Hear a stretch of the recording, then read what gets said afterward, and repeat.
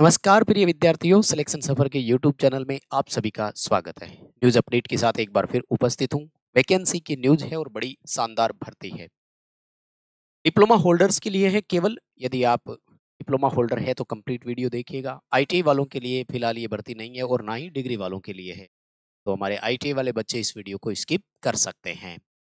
Diploma में अगर आप इलेक्ट्रिकल, मैकेनिकल और सिविल से है तो आपके लिए भर्ती है।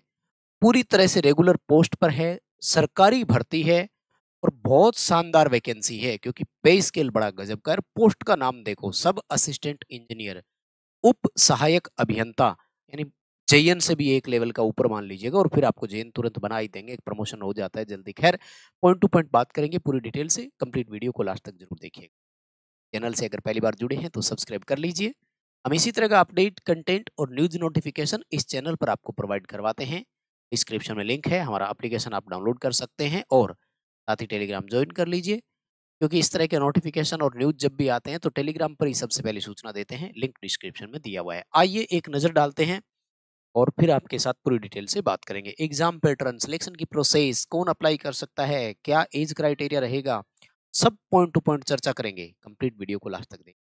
आइए एक नजर डालते हैं। फर्स्ट ऑफ ऑल बता देता हूँ वैकेंसी कहाँ की है।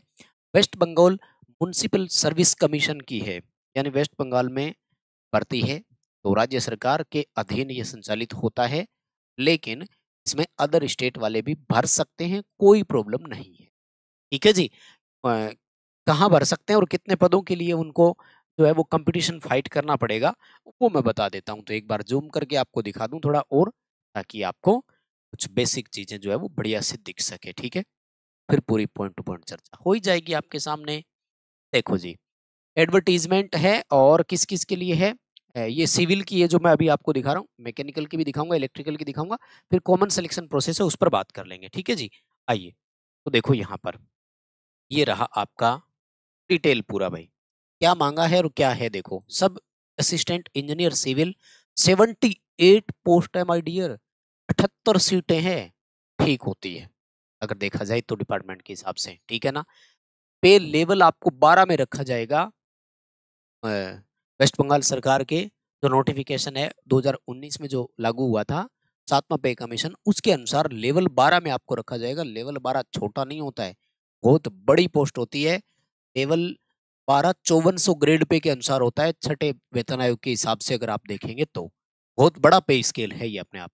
सीटें कितनी है देखो, 78 में से 31 अनरिजर्व की है। अब अगर आप अदर स्टेट से जैसे यूपी, एमपी, राजस्थान, बिहार, अगर यहाँ कहीं से भी आप अप्लाई करेंगे तो आपके लिए 31 सीट है, ये मानकर चलें। इस पे आपको कंपटीशन फाइट करना है। ठीक है जी। उसके बाद में ईडब्ल्यूएस के लिए 8 सीटें हैं, फिजिकली हैंडीकैप्ड अनरिजर्व में 3 है, एससी के लिए 18, एसटी के लिए 5, ओबीसी कैटेगरी ए और बी दोनों में 8 और 5 सीटें हैं। ये है क्राइटेरिया। बात करें क्वालिफिकेशन क्या मांगा है, तो क्वालिफिकेशन में डिप्लोमा होना चाहिए सिविल इंजीनियरिंग से आपका, स्टेट काउंसिल से जो अप्रूव्ड होता है वो। ठीक है जी। एंड सबसे बड़ी बात, एज क्राइटेरिया क्या है, तो एज क्राइटेरिया 37 साल से अधिक आप नहीं हो 1 January of the year of advertisement, यानी एडवर्टीजमेंट वाले साल में। तो ये आपका हो गया 1/1/2025, 1 जनवरी 2025 के अकॉर्डिंग आपकी एज 37 साल की नहीं है।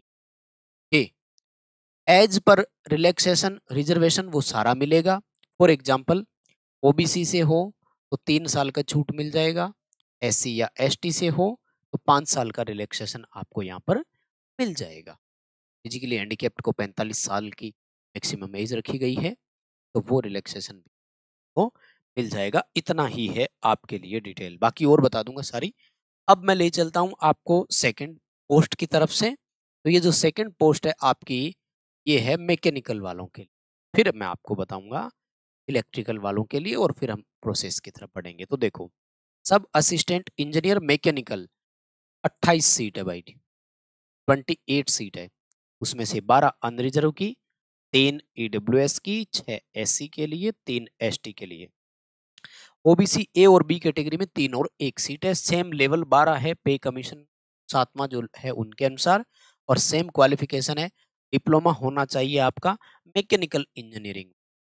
सेम एज क्राइटेरिया है 37, ईयर का, और वही सेम आपको 3 साल का रिलैक्सेशन मिलेगा, और वही सेम आपके लिए एससी या एसटी से आप बिलोंग करते हैं तो आपको 5 साल का क्राइटेरिया मिल जाएगा, ठीक है ना। अब अगर मैं आपको बाकी पूरा नोटिफिकेशन दिखाऊं तो आ जाइए, पूरे नोटिफिकेशन की तरफ ले चलता हूं, जिसमें इलेक्ट्रिकल वालों की पहले बात करते हैं। ये सारा नोटिफिकेशन अगर आपको चाहिए तो हमारे टेलीग्राम पर मिल जाएगा, लिंक डिस्क्रिप्शन में है। हमारा main channel PK knowledge electrical उस नाम से टेलीग्राम है, उसको ज्वाइन कर लीजिएगा। ये है माय डियर इलेक्ट्रिकल वालों के लिए, इलेक्ट्रिकल जो डिप्लोमा बच्चे कर रखा है जिन्होंने, वो यहाँ अप्लाई कर सकते हैं, ठीक है जी। तो इलेक्ट्रिकल वालों के लिए देखो, सब असिस्टेंट इंजीनियरिंग 19 सीटें हैं, 19 सीटें हैं। उसमें से अनरिजर्व की 6, ईडब्ल्यूएस की 2, एससी की 6, एसटी की 1, ओबीसी 1 एंड 2 के लिए 1 और 2 है। सेम 12 पे लेवल के अनुसार लेवल 12 में रखा जाएगा। सेम डिप्लोमा होना चाहिए इलेक्ट्रिकल इंजीनियरिंग में, सेम टू सेम एज का 37 साल तक की एज होनी चाहिए। तो ये क्राइटेरिया तीनों के लिए कॉमन था, ठीक है, मतलब बाकी का। अब आ जाते हैं आगे की कुछ और जो जानकारी आपको देनी है। अदर स्टेट वाले अनरिजर्व में काउंट होंगे, ध्यान रखना है। मुझे तो ना इनकी सबसे बड़ी और अच्छी चीज तो ये लगी है भाई, मैं देखता हूँ आजकल जितने भी फॉर्म भराए जाते हैं, 1000 2-2 हजार रुपए से नीचे फीस नहीं होती है। इनका ये काम मुझे बड़ा पसंद आया भाई, ठीक है। अनरिजर्व, ईडब्ल्यूएस और ओबीसी वाले बच्चों से मात्र 200 रुपए फीस ली जाएगी। मैं यहाँ पर मात्र क्यों बोल रहा हूँ, क्योंकि जहाँ 1500 रुपए फीस होती है, वहां सिर्फ 200 रुपए फीस है। और एससी एसटी फिजिकली हैंडीकैप्ड अगर कोई है तो उनसे केवल 50 रुपए ली जाएगी, जो प्रोसेसिंग फीस है, एप्लीकेशन फीस नहीं है वो।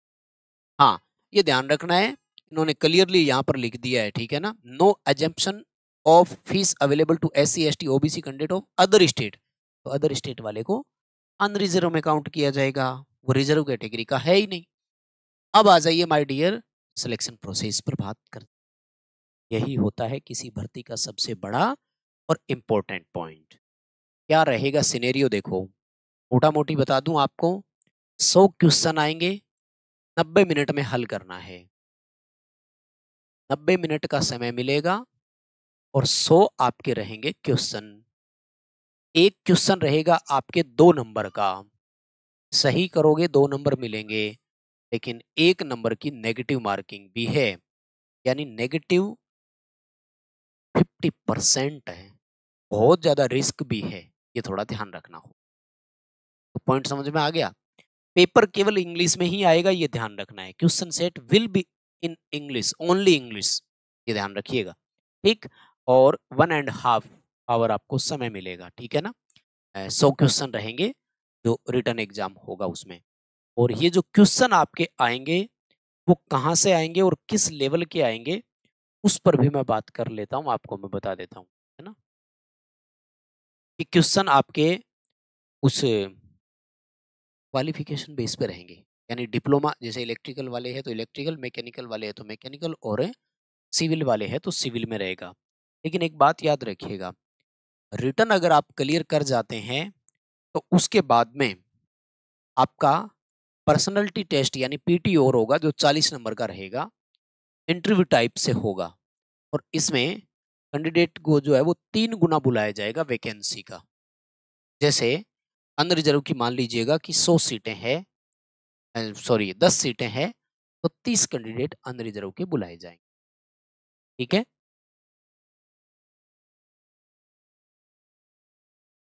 और उसके बाद में रिजल्ट की और कोई है नहीं। फॉर्म की लास्ट डेट जो है वो बता देता हूँ आपको मैं, है ना।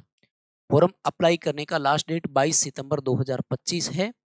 22 सितंबर 2025 से पहले पहले आपको जो है वो फॉर्म अप्लाई कर देना है, ठीक है। और मुझे लगता है बस, और बाकी आपको कोई ज़्यादा सोचने की जरूरत नहीं है।